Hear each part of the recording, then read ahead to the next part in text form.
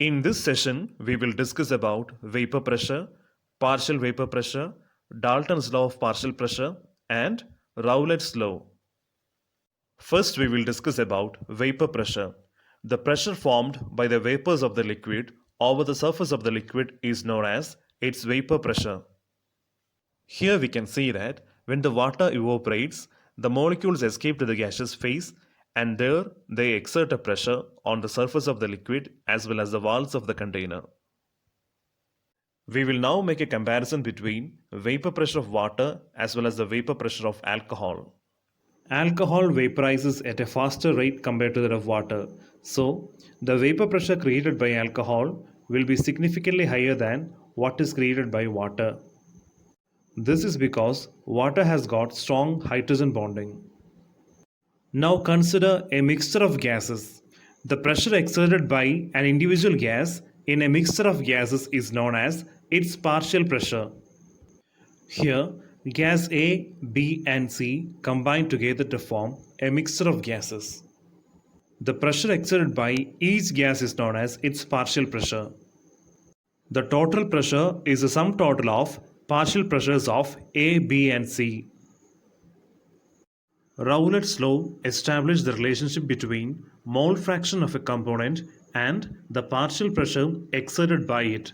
According to this law, the partial vapor pressure of each component in a solution is directly proportional to the mole fraction of it in the solution. Now, if P1 and P2 are the partial pressures exerted by the component 1 and 2 at a certain temperature, then according to Rowlett's law, P1 is proportional to X1 or P1 equal to P1 naught X1, where P1 naught is the vapor pressure of the pure component 1 at the specific temperature.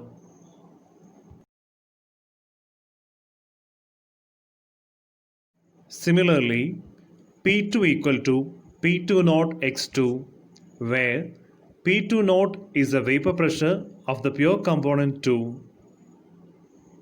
Now we will study about Dalton's law of partial pressure. According to Dalton's law of partial pressure, the total vapor pressure of a mixture is the sum of the individual vapor pressures of the components of the mixture. P total is equal to P1 plus P2. Or we can define P total is equal to X1 P1 naught plus X2 P2 naught. Let this be equation number 1. In the part 1 video, we have learned that the sum of the mole fractions will be equal to 1, that is x1 plus x2 equal to 1. Rearranging this, we can get x1 is equal to 1 minus x2. Now we will substitute the value of x1 in equation 1. Now we will get P total is equal to 1 minus x2 into P1 0 plus x2 P2 0. Let this be equation number 2. Now we can see that the P total is a linear function of mole fraction x2 as P1 naught and P2 naught are constants at a specific temperature.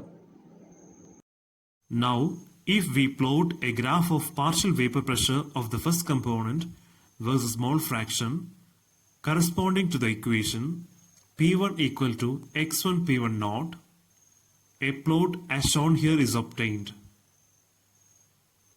In the graph we can see that when the mole fraction of the first component becomes 1, the partial pressure of the first component is equal to the vapor pressure of the pure component 1. Now, a plot for component 2 based on the equation P2 equal to x2 P2 naught on the same set of axes is as shown here. From this graph, it is evident that the vapor pressure of the pure component 2 is higher than that of the vapor pressure of pure component 1. This means that the component 2 is more volatile than component 1. Now, according to Dalton's law, the total pressure of the binary mixture P total is the sum of individual partial pressures, that is P1 and P2.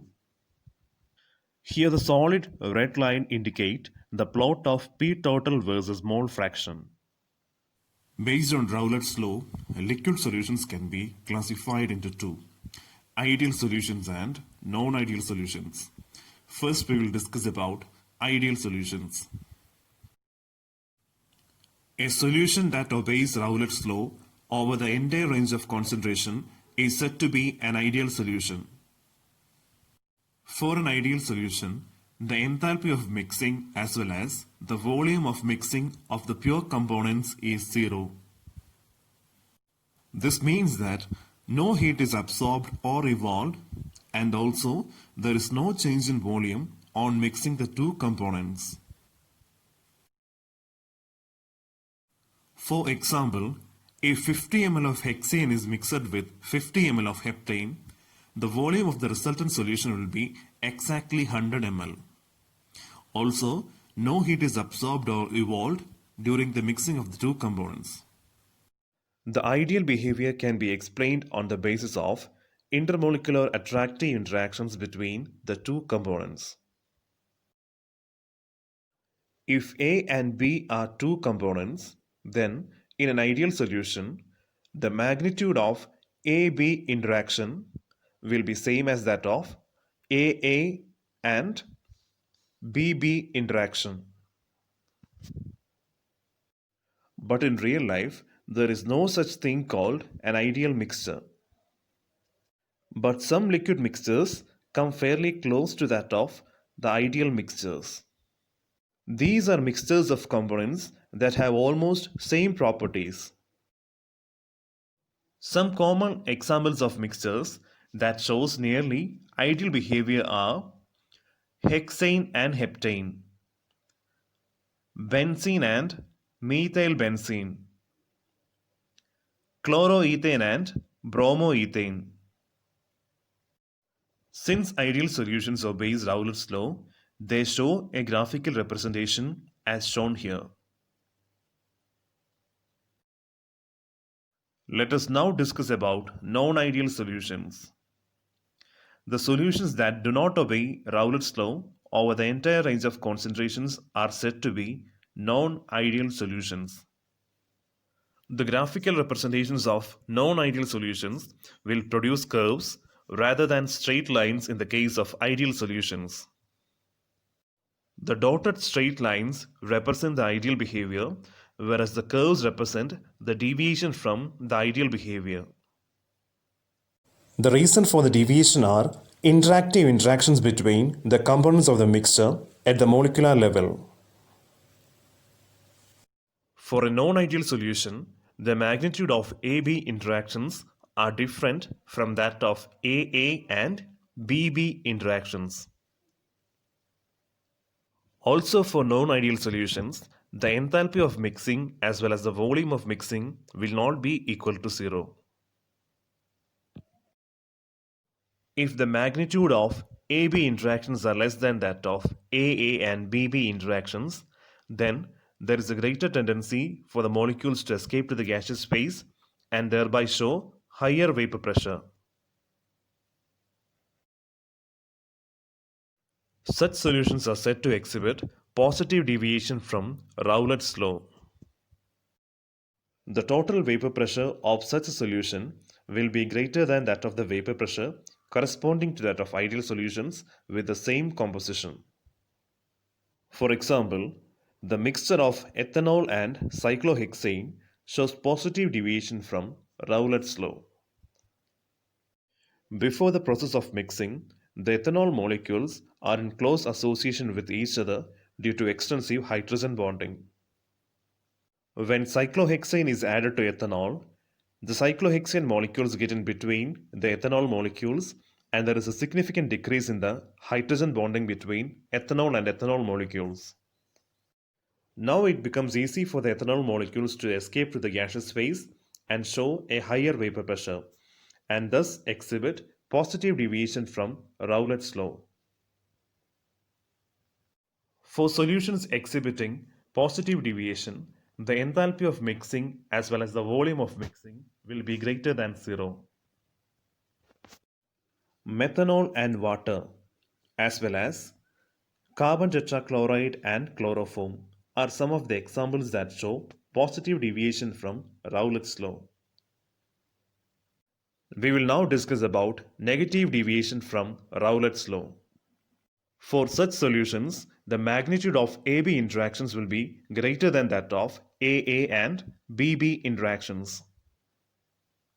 For such solutions, the components will be held together by strong molecular interactions such as hydrogen bonding, and thereby their escaping tendency decreases, and hence they show a lower vapor pressure. This in turn results in the lowering of the total vapor pressure. This type of solutions are said to exhibit negative deviations from Rowlett's law. For example, when acetone and chloroform are mixed together, a strong hydrogen bond is formed between the two molecules. Now, these molecules can no longer escape to the gaseous phase, thereby their vapor pressure decreases. Also, the total vapor pressure of the solution will also decrease. For the solutions exhibiting negative deviations from the Rowlett's law, the enthalpy of mixing as well as the volume of mixing will be negative. The pair of solutions exhibiting negative deviation from Rowlett's law are first, phenol and aniline, second, chloroform and diethyl ether.